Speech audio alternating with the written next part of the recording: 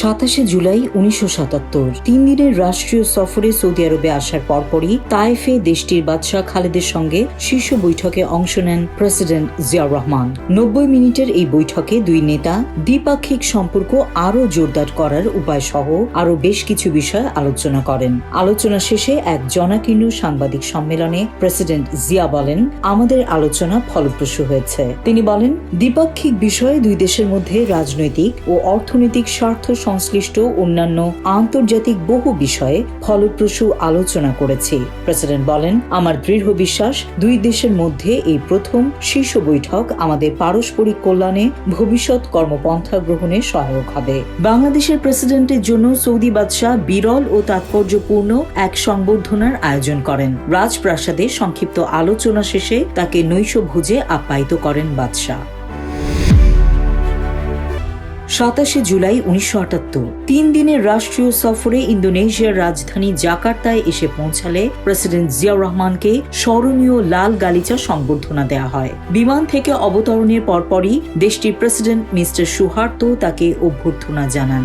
21 বার তোপধ্বনির মাধ্যমে প্রেসিডেন্ট জিয়ার আগমন বার্তা ঘোষণা করা হয়। দেয়া হয় গার্ড অফ অনার। বিমানবন্দরের আনুষ্ঠানিকতা শেষে প্রেসিডেন্ট জিয়াকে সরাসরি মারদেকা প্রাসাদে নিয়ে যাওয়া হয়। এই সময় তার সঙ্গে ছিলেন প্রেসিডেন্ট মিস্টার সুহার্তো। এদিকে জাকার্তার উদ্দেশ্যে ঢাকা ত্যাগের আগে বিমানবন্দরে সাংবাদিকদের প্রেসিডেন্ট বলেন, ইন্দোনেশীয় নেতৃবৃন্দের সঙ্গে আলাপ আলোচনায় দুই দেশের বন্ধুত্বপূর্ণ সম্পর্ক আরও জোরদার হবে।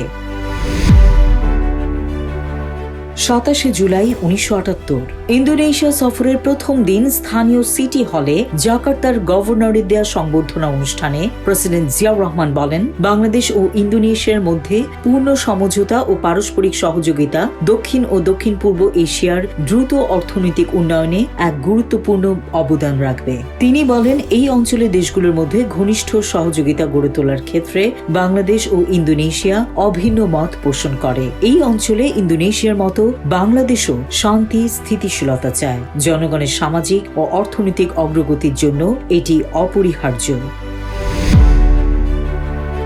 27 July 1979 Bangladesh council of world affairs আয়োজিত সেমিনার উদ্বোধনকালে তৃতীয় বিশ্বের জনগণের অর্থনৈতিক মুক্তি অর্জনের জন্য আন্তর্জাতিক সহযোগিতা ও প্রচেষ্টার প্রয়োজনীয়তার ওপর গুরুত্ব আরোপ করেছেন প্রেসিডেন্ট জিয়াউর রহমান।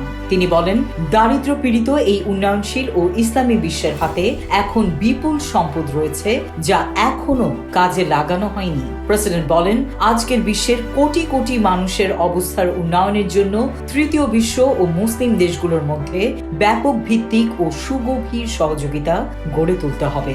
জিয়া বলেন, বিজ্ঞানের অগ্রগতি বিশ্বের দেশগুলোকে পরস্পরের কাছাকাছি নিয়ে এসেছে। আমি বিশ্বাস করি, কোনো জাতি অন্যের সাহায্য ছাড়া নিজে নিজে স্বয়ংসম্পূর্ণ হতে পারে না। 27 জুলাই 1980 যোগাযোগ ব্যবস্থার উন্নয়নে প্রেসিডেন্ট জিয়াউর রহমানের আরও এক যুগান্তকারী উদ্যোগ। সিলেট শহরে সুরমা নদীর ওপর 10 কোটি টাকা ব্যয়ে একটি সেতু নির্মাণের সিদ্ধান্ত নিয়েছে সরকার। এবছরের নভেম্বর মাসে এই সেতু নির্মাণের কাজ শুরু হবে। পাশাপাশি 1 কোটি টাকা ব্যয়ে সিলেট বিমানবন্দর ও টার্মিনাল ভবনের সম্প্রসারণের কাজও শীঘ্রই শুরু করা হবে। এতে করে যাত্রীরা আধুনিক সুযোগ সুবিধা পাবেন। 27 জুলাই 1980 বঙ্গভবনে বাংলাদেশ জাতীয়তাবাদী সাংস্কৃতিক সংস্থার জাতীয় নির্বাহী কমিটির সদস্যরা সৌজন্য সাক্ষাৎ করতে এলে তাদের প্রতি জাতীয় সংস্কৃতির বিকাশ ঘটানোর আহ্বান জানান প্রেসিডেন্ট জিয়াউর রহমান। এই সময় বাংলাদেশি জাতীয়তাবাদী আদর্শে বিশ্বাসী সকল সংস্কৃতি সেবীকে ঐক্যবদ্ধ করে শক্তিশালী সাংস্কৃতিক আন্দোলন গড়ে তোলার উপর গুরুত্ব আরোপ করেন প্রেসিডেন্ট। এক্ষেত্রে সরকারের পক্ষ থেকে সব রকম সহযোগিতা দেয়া হবে বলে জানান তিনি।